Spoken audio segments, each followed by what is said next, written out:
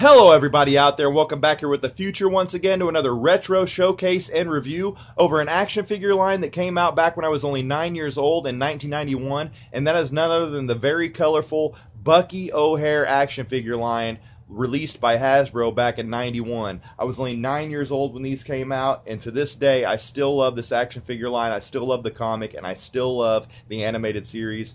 It's a real hidden gem, all three actually. The comic, the animated series, and the figures itself.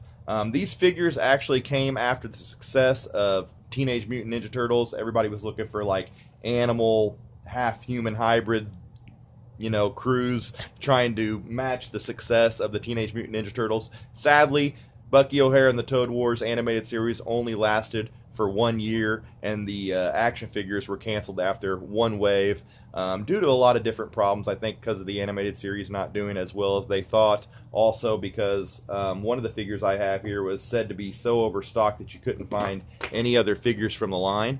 But yeah, I have 4 figures here from Wave 1 that we're going to check out, and then I will also discuss the other figures that they released. They released 10 figures and 2 vehicles in Wave 1, but we're going to look at 4 of the action figures here. And if anybody doesn't know, Captain Bucky O'Hare and his crew must fight the evil Toads who are bent on taking over the universe. That was what Bucky O'Hare and the Toad Wars basis was all about. I have a little write-up on each character here as well. And the other figures from the line, as I said. It was a French-American animated series based on the cult comic Bucky O'Hare. The show is actually remembered for its distinctive and popular theme, and I don't know if everybody remembers Captain Bucky O'Hare. It was a real catchy tune that they had. If you haven't checked out any of the animated series, it is still top-notch to this day. I love the animated series of Bucky. I went back and watched the first episode on YouTube. You can find the episodes on YouTube too. And man, I was blown away by how good it was, and I miss when they had original series like that. But yeah, the 80s comic too was very sweet. But yeah, now we're going to take a look at the 1991 Hasbro Bucky O'Hare action figures, and it doesn't get any better than this, guys. I want to thank everybody who subscribed lately, dropped any comments, left any feedback, given me any likes. I really appreciate all the feedback and all the support here on my channel, and now I hope everybody likes this retro showcase and review. Let's check out the 1991 Bucky O'Hare action figures that I picked up by Hasbro. Let's check them out. Okay, so here we have the 4 figures that I was able to win online on an auction from back in the 1991 from Bucky O'Hare's action figure line by Hasbro. And as you can see, the main man, Bucky O'Hare himself there. Gotta love, the green furred rabbit himself. Pretty badass. Captain Bucky O'Hare. Got the Toad Air Marshal over here.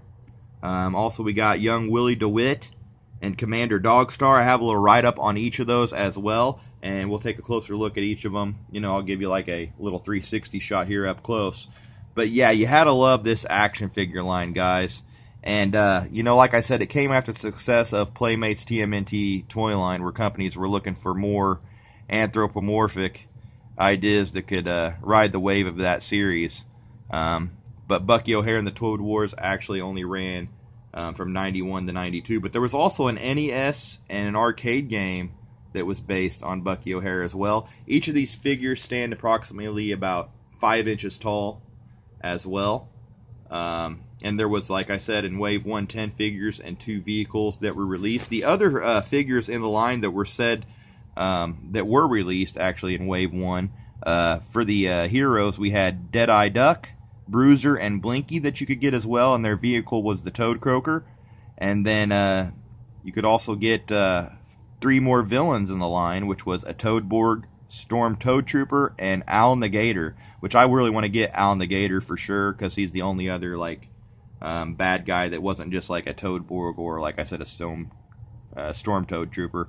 But they actually had a vehicle called the Double Bubble. And now for a little write-up on each of these guys, kind of interesting. First of all, Commander Dogstar was the hero of the Cyborg Spider Skirmishes and conqueror of the Titanic Toxic Ticks of Titan. Can you believe that, man? What a tongue twister. And then you have young Willie DeWitt, the 10-year-old scientific genius from an alternate space time continuum known as San Francisco. So a space-time continuum known as San Francisco. That's hilarious. And then Bucky O'Hare, he made his mark in the United Animals of Aniverse Space Service, battling giant cyber spiders during the Great Clone Uprising on Rigel 2. He was awarded the Bronze Furball with zinc palms and is a Knight Commander of the most secret and glorious galactic order of the Silver Carrot. So you gotta love that. And just a great idea all around. And most of these ideas came from the comics too. And then you have the Toad Marshal, Toad Air Marshal, graduate of Toad Point, and seems to have quickly risen in the ranks as a direct result of his talent for blackmail. And there you see him pointing his finger there. And he's missing his little hat. You know, most of these did come with an accessory, which was like a gun or a blaster. I think Willie DeWitt even had like a helmet that he could wear. Like I said, Toad Air Marshal had his little Air Marshal hat there that I'm missing. But it was said to be so stocked with the Toad Air Marshal, which we'll look at first. Knocked over Bucky, but we'll get him here in a second. But it was said to be so overstocked with the Toad Air Marshal that you couldn't really find any other figures. So I would say he is the most, the easiest figure of the four here probably to find because they made so many. And as you can see, you could rotate his head completely around, upside down, showing a little bit of the articulation in the figure. I wouldn't want to do that too many times though. And then both of his arms had articulation, and the legs had like a cool, like, twisting articulation here. So you couldn't really, like, it was weird. Like, you could sit them down if you wanted to. So I guess they were made to actually be able to fit in their vehicles and everything as well, so that makes sense. But I found the articulation of the legs kind of weird on these. Hard to stand sometimes too on certain surfaces, or if you don't have their feet posed the right way. But then we have a look here at Commander Dogstar. As you can see, his head is very hard to move. You don't get much movement out of the head on this one. His arms, the joints are pretty stiff on there, which is pretty cool for 91, still having that stiff of joints. And then, of course, there was movement in the legs. But nice look here at Commander Dogstar, which obviously he doesn't have his accessories. But nonetheless, what an amazing figure he is. Toad Air Marshal here, pointing. I think I gave a pretty good look at the Toad Air Marshal. He's got all this stuff going on his spacesuit. Pretty sweet. The detail and the paint jobs in these for 91 were just amazing in my opinion. Gotta love the Toad Air Marshal. And then young Willie DeWitt, one of my favorites. The first episode has a lot to do with Willie DeWitt too. I don't want to spoil it, but if you watch the first episode, you kind of find out how Willie DeWitt, who obviously, just like me and you, is just a human from the alternate space-time continuum known as San Francisco, which is pretty cool. But look at the detailing in the spacesuit here for Willie DeWitt, even the holes in the knees, and you can see how they just tied right into the TMNT line. And I've got to get me some original TMNT figures here soon to do a showcase and review on, because those were some of my favorite figures. But man, Willie DeWitt is awesome here. I think he had a space helmet here that went on him as well that I don't have.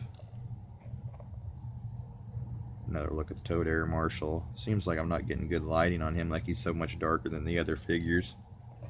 And then, of course, last but not least, a good look at Bucky O'Hare. He's got a lot of paint scuffs on him and stuff, but man, you cannot go wrong. His right leg here, too, is really loose, so it's hard to get him to stand, but I'm not going to complain because I can still get him to stand.